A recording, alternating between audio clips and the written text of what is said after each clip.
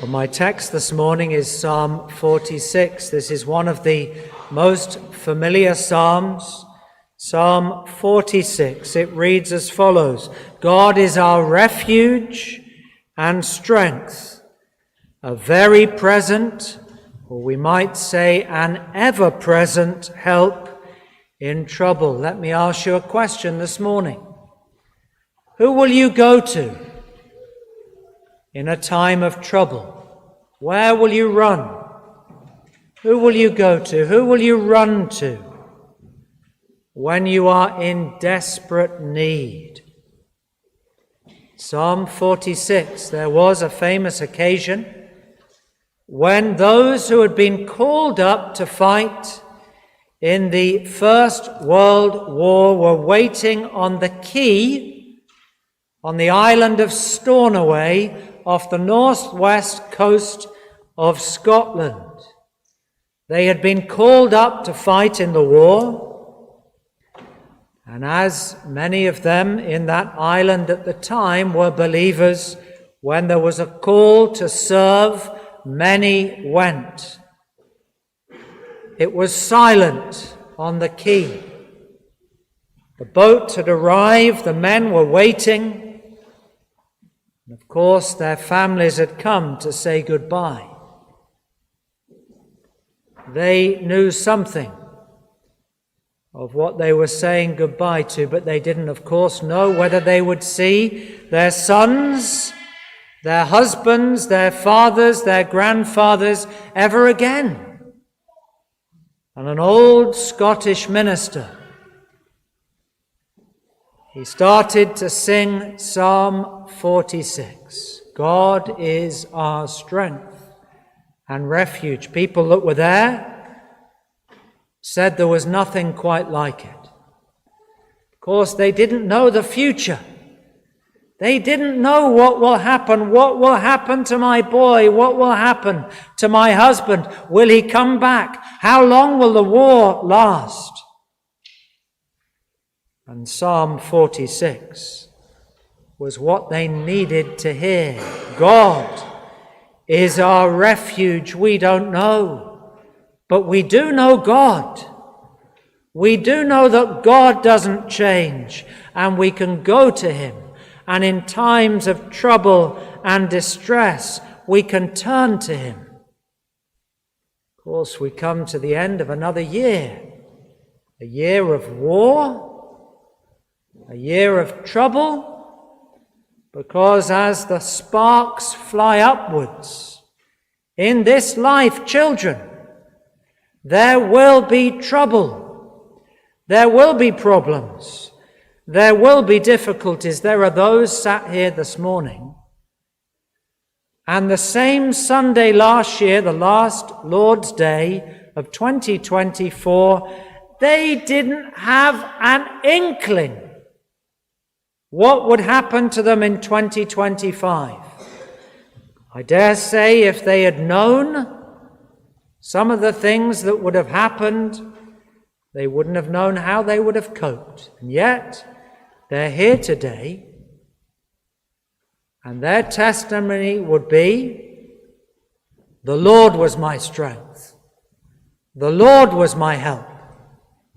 And when I cried to him in time of trouble, he answered.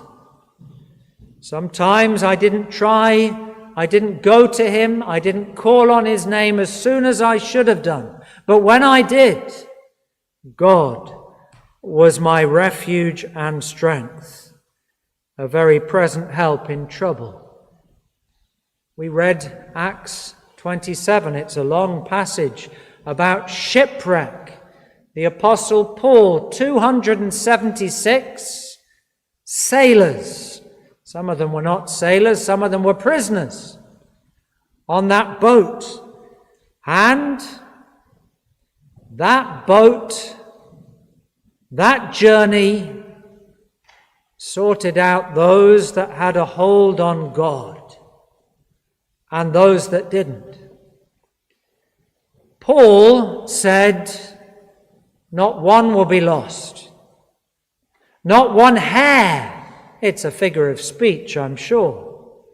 Not one hair will be lost. If you listen to me, if you trust in God's word, if you lay hold on God, you will all be safe. Was he right? Oh yes, he was. Not one.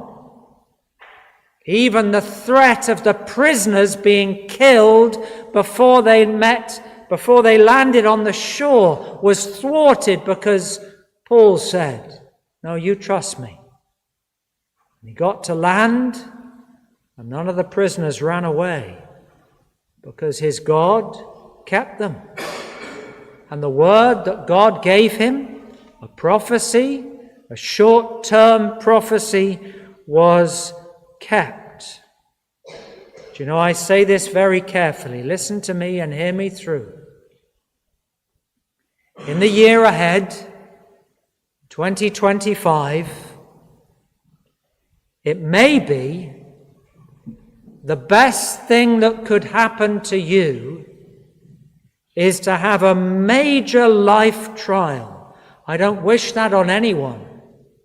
But it may be the best thing for you would be to have a shipwreck, a loss, an illness, a tragedy, because then you would know, if you had laid hold on God.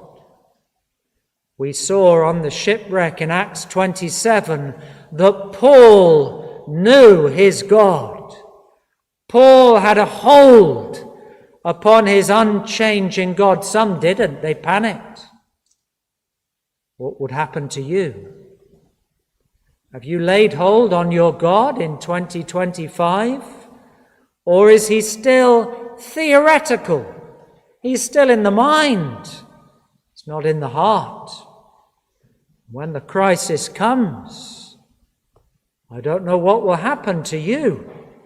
Some here, I know that in a crisis you will stand because you have a God who will be with you.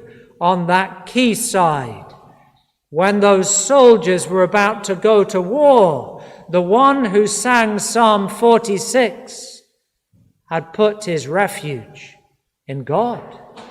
And I'm sure many of those that went off to war had already put their refuge in God, and they could sing Psalm 46. Do you know? More people died through head of population per 1,000 from the Isle of Lewis than any other place in the British Isles during that war. Probably because more heeded the call and went to serve.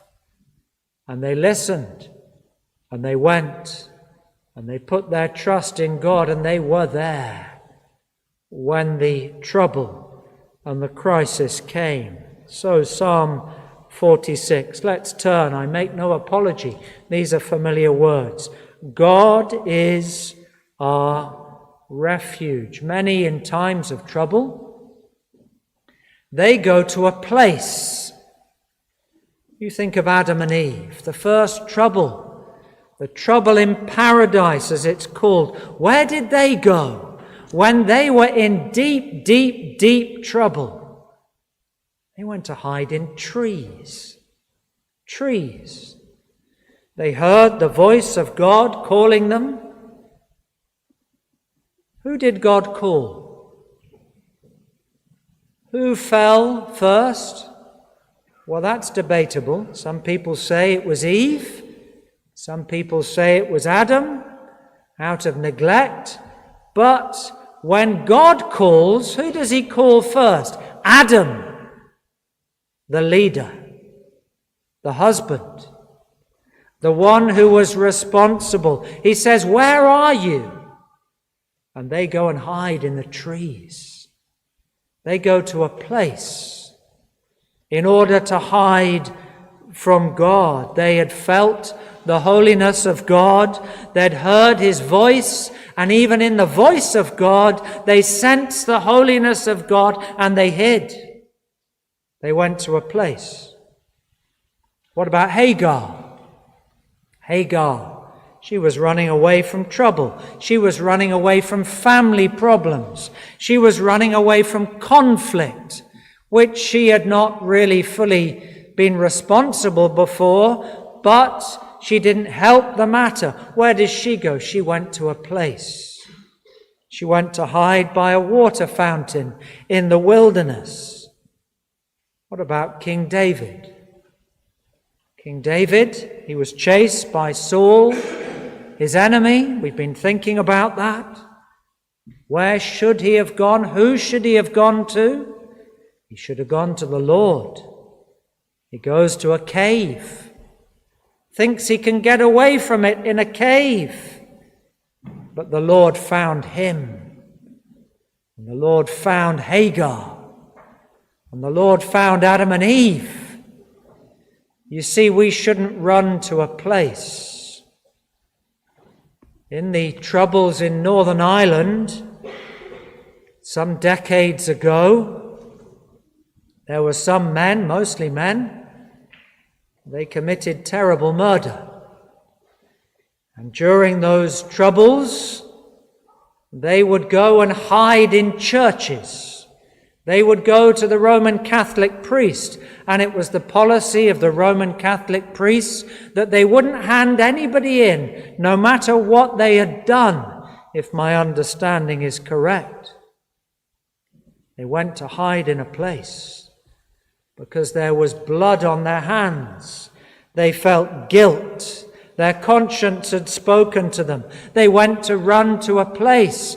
But let's look at our psalm this morning. Psalm 46. God. God. Do you ever go and hide in a place? This is my safe place.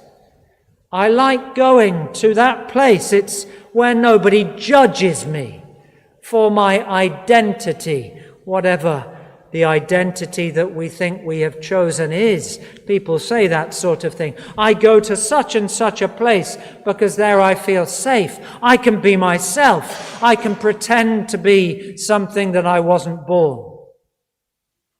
A safe place. There is no safe place. The only safety, shelter, is to be found in our God. God is our refuge. We get a picture of this, what the psalm is talking about in the cities of refuge. There were 12 tribes, and there were 6 cities of refuge. There was Kadesh in Galilee. There was Shechem in Ephraim. There was Hebron in Judah. And then in the east, there was Bezer in the tribe of Reuben. And there's Ramoth Gilead in Gad. And there was Bashan in the tribe of Manasseh. You can read about that in Joshua chapter 20, verses 7 and 8. What were the cities of refuge about? They were people that felt in trouble and distress. Somebody had died, and it wasn't necessarily their fault. There'd been an accident. But in ancient times, when somebody had died, somebody had to pay the price. There was a culture of revenge, and that person's life was then under threat. They would feel thwarted, and they needed somewhere to go. It wasn't necessarily just. If somebody had died and it was an accident, they knew that their life was in danger. They were in jeopardy, and so they could run. Those 6 cities of refuge were made accessible. They were deliberately scattered in different locations so that they were within a close reach, and you could run there. And once you were inside that city, you would be safe. The jeopardy was removed. Where will you run to in 2026? Your life may not be in physical danger, but you may need a refuge. And today, you don't have one. Yes, you've got a few safe places. Home, I hope, this chapel, a safe place.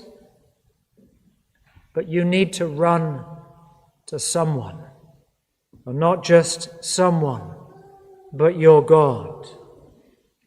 You see, our refuge needs to be a person, not a place. This person is described as a place. In the psalm, he will be described as a city, like the cities of refuge. There is a river, verse 4, the streams whereof shall make glad the city of God, the holy place of the tabernacles of the Most High. You see, those cities are a picture of where God dwells, where there is the death sentence taken away, the threat removed, no longer danger and jeopardy. You see, when we have our God, when He is our refuge, our shelter, we have safety. What's the place of safety? It is God. It is His city. 2 Chronicles chapter 15 verse 4 says this, "But when they in their trouble did turn to the Lord, the God of Israel, and sought Him, He was found by them." Have you found your God? Has He found you? Has He rescued you? Have you sought Him? His being, His person, His truth, you will find in Him a resting place. He will be a very present. What does that word? It's an old-fashioned term. A very present. It means always accessible.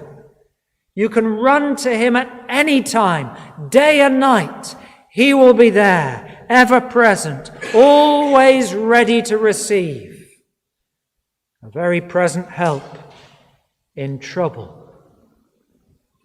We run to places. We should run to a person, to God. We will find in Him all that we need. We sing that line, we've just sung it, "Other refuge have I none. Hangs my helpless soul on Thee," on God. Have you acquainted yourself with your God? Are you still a stranger to God and to grace? This verse talks about trouble. We have many troubles, don't we? Troubles very often. I would say this, I don't know whether it's true of you, over half of my troubles are caused by me. Over half of my troubles are caused by me. My foolishness, my naivety, my sinfulness, my neglect, because I don't do what I should do, and what I do I shouldn't do. That's over half my troubles, I'm sure of it. Sometimes my troubles are caused by the sin of others, the hurts, the unkindnesses, the words that cut, the thoughtlessness of others, when they put somebody first instead of maybe not first. Sometimes the weaknesses of others, the limitations. Sometimes because I have to bear others' burdens, things that I know that I don't want to know. I wish I didn't know. Sometimes my troubles are caused by doing what's right. Because doing what's right can be costly. Caring for others can cost. Sometimes my troubles are caused by sickness, by a cancer diagnosis that I didn't want of a relative. Sometimes by death and loss and grief, maybe betrayal. But you know, it's amazing how many times when I read through testimonies, and I've got books with just testimonies written in them, testimony after testimony of how somebody found their God. What was the turning point? Testimony after testimony. It was a crisis. It was a sickness. It was a disappointment. It was a grief. It was a loss. It was some terrible sin that they had committed, and they were convicted. So what do I desire for you for next year? I don't desire you harm or hurt. But if it happens, and it probably will to some, would it not be the cause of you saying, my God is my refuge. He is my stronghold. That's what the word strength means. It's the same thought, a refuge, a stronghold, an ever-present, accessible help in time of trouble. We're going to have troubles. I'm being realistic. When we look into 2026, if we could see what lays ahead, and we can't, and I can't, I don't know what will happen to who, where, when, and I certainly don't know why, but God does. And in the midst of those troubles, would it be that this text would come back to you? Would it be that you say, God is my refuge? God is the one I need to turn to now. I've forsaken him. I've forgotten him. I've rejected him. I've ignored him. I've gone after other things, other places. And I should have turned to God long before now. But in the midst of this trial, this difficulty, this crossroads, I will turn to my God. Verse 2, therefore.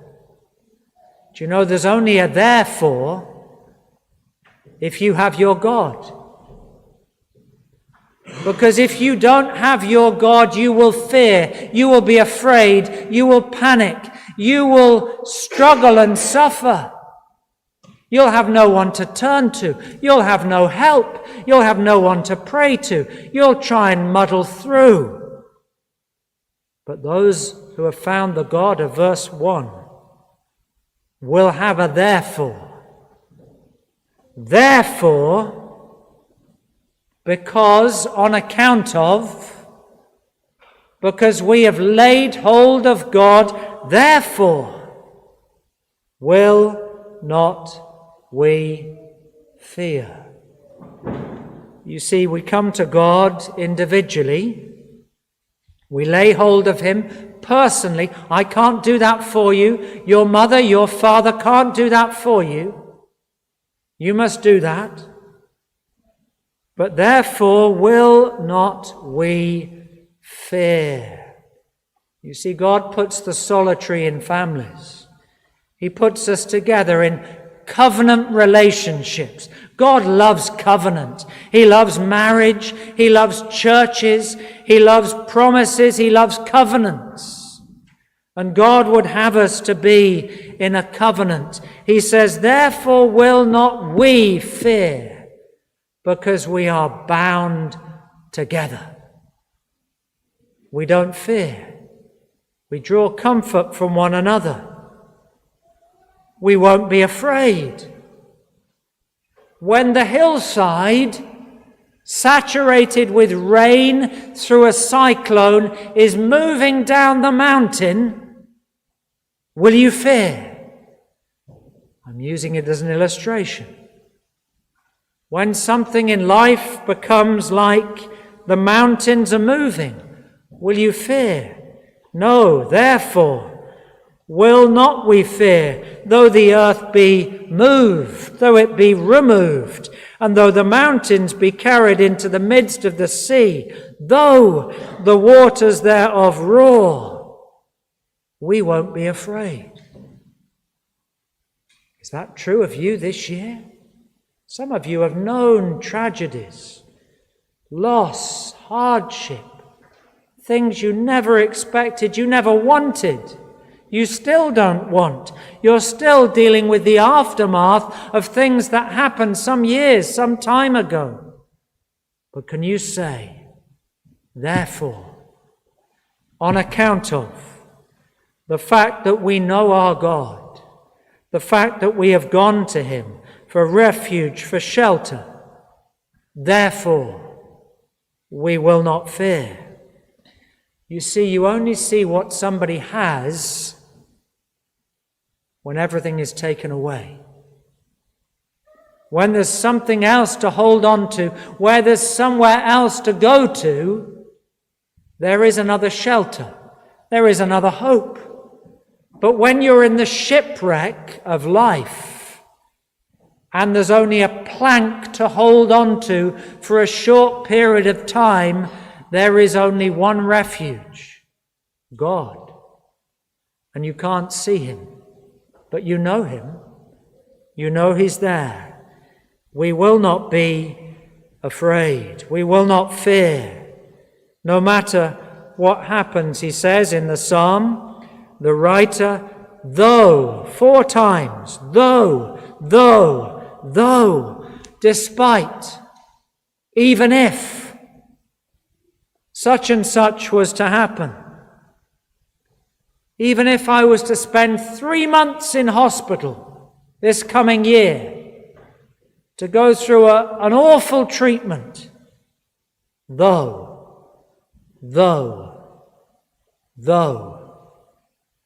we will not be afraid, because we've come to the rock, we've come to the shelter, we've come to the fortress, we've found help in time of need. David found his God in the cave. God found Hagar in the wilderness. God found Adam and Eve, and he covered them and cared for them. Though the waters roar, though the mountains shake. Oh, let's come to verse 4. There is a river. You see, now it's looking forward. They've found their God. They've come to the city. But this city is vulnerable because it could be sieged from outside. There could be enemies coming, and they could be throwing their arrows and throwing their missiles and doing their worst. In fact, they will. But just like Jerusalem of old, that had the Siloam tunnel that had been dug out, excavated, so that there was a hidden source of water, Jerusalem was safe because it had a water source. There is a river, the streams whereof make glad the city. Oh yes, they're glad. They have a water course, bringing them cool, refreshing, life-supporting water. This source of water's got many tributaries. It's got streams, and those in the city who have gone for refuge, they are glad because they have their God, who is their river, who is their water, life-giving water. There is a river, the streams whereof will make glad the city of God. God is there in the midst. God is in his tabernacles, his tents, the tents of the Most High, the holy place. Verse 5, God is there in the midst of her. She won't be moved. Oh, the mountains round about, they will shake. They might even move. But God is with his people. He's in that city. He's supplying their every need daily. The water is not a tap. It's not a bottle. It's not a cup. It's not a spoon of medicine. It's pictured like a river, a flowing river, daily supplying their needs.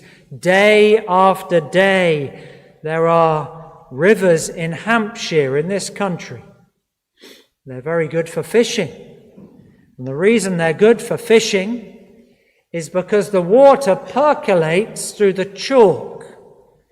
And it takes up to 3 years for the rains to go through the chalk, to percolate through that rock.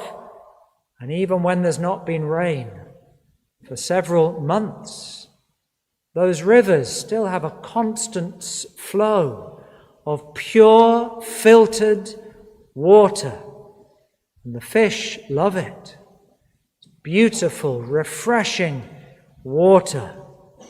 That's a picture of our God, who would supply all the needs to the wife who has a sick husband, to the husband who has a sick wife,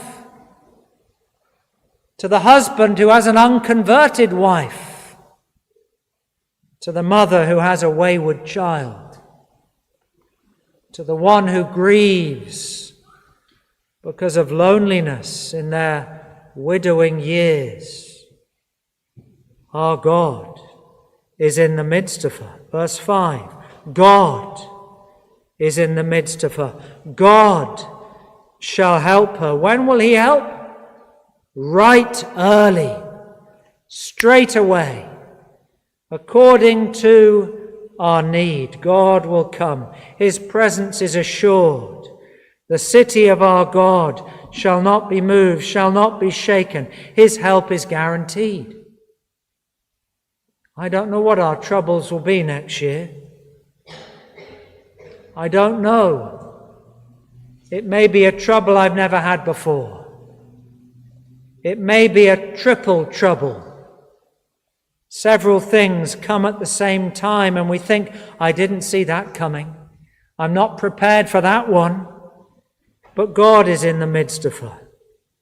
She shall not be moved. God shall help her, and that very early. Let me ask you this question. Have you run to God for help in time of need? Are you in that city of our God, with great big thick walls around it? The walls which picture holiness, the holiness of God. No defiled thing will enter in. But our God is there, the city of our God. In the storms of life, he will be found. God is in the midst of that city, but we need to look at a contrast before we close. Verse 6, read this. The heathen that knew not God, they were angry, they raged, the kingdoms were moved, but God uttered his voice and the earth melted. He's still in control. The Lord of hosts is with us. The God of Jacob is our refuge. Come, behold the works of our Lord. What desolations he's made in the earth.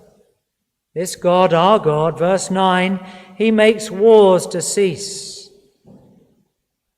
Even to the ends of the earth, what power he has. But there are times, verse 10, he would cause you to be still. He would cause you to be quiet. He would cause you to go to him with very little to say, except, Lord, be merciful to me, a sinner. Be still and know that I am God.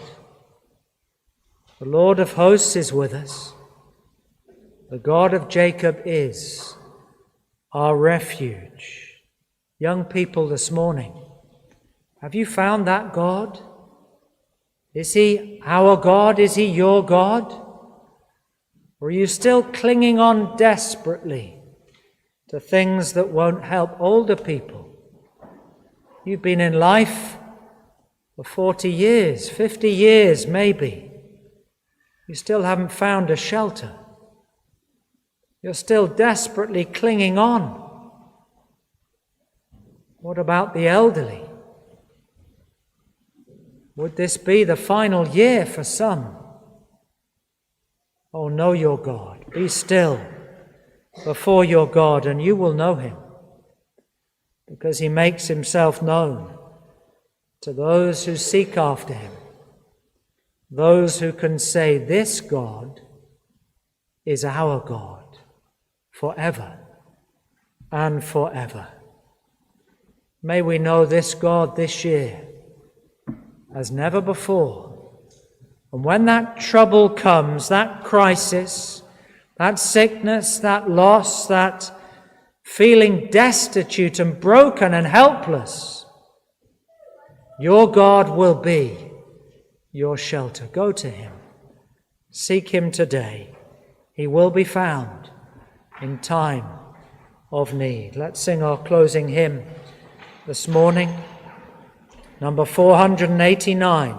489. Will your anchor hold in the storms of life, when the clouds unfold their wings of strife, when the strong tides lift and the cables strain? Will your anchor drift or firm remain? 489.